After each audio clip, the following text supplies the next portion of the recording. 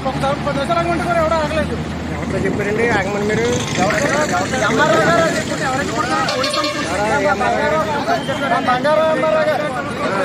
బంగారు అమ్మారావు కాలు పట్టుకుంటే కావాలి అనుకోండి బాబు. ఒక గంట టైం ఇవ్వండి. సట్రాలు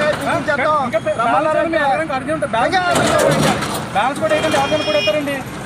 మీరు బ్యాలెన్స్ చేస్తారు, మీరు బ్యాలెన్స్ చేయట్లేదు. మీరు నచ్చిన కొట్టుకుంటూ వెళ్ళిపోతారు.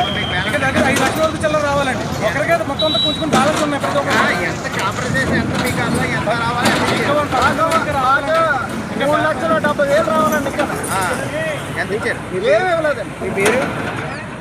అమ్మ కాస్తాం అండి. ఒళ్ళు కాస్తాం ఇవ్వలేదండి. డబ్బులు ఏంటంటే వచ్చే చొప్పుగా అందులో 2 లక్షల రూపాయలు సామాన్లు ఉంటే తప్పంటా లేకపోతే ఇంట్లో కొట్టేయమంటామని అడిగారు. జీపీకి ఇచ్చేస్తాం. చొప్పున పట్టణం కొట్టేసారు. నా దేశంలో ఇంకా సామాన్లు అన్నీ గంటలో తీసేసుకుంటా నేను అడిగాను కదా. నాకు పక్కన వెళ్ళిపోయి చూస్తారు కదా. మీరే చూసారు ఎదుర్కొంటానే అడిగా. ఇంకా డబ్బులు బ్యాలెన్స్ అని అప్రూవల్ అవుతాయి అంట. ఏం అప్రూవల్ అవుతాయి? ఇక్కడైనా మా తీర్థం అవుతాయి, మా పిల్లం అవుతాయి. అప్రూవల్ ఇంకేమైనా అవుతాయి? మరి ఒకటేం తర్వాత ఇంకేం అవ్వవు కదా. ఏమన్నా మీరు అప్పుడే ఎవరు ఏం చేస్తారని అడుగుతాడు. మరి అడగండి, వచ్చి మీరు చెప్పండి. దాదాపు చెప్పండి. ఏం చెప్పారు?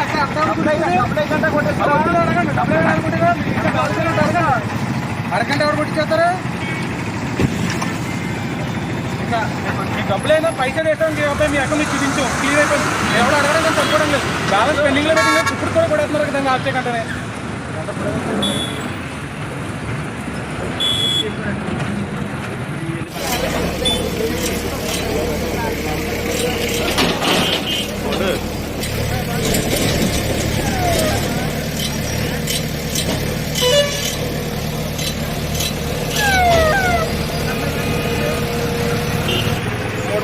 గారికి 8 లక్షల వాల్యూ అవుతుంది.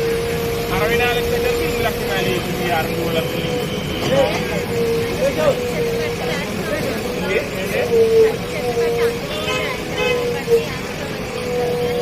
6 అంటే ఎలా వేస్తారండి?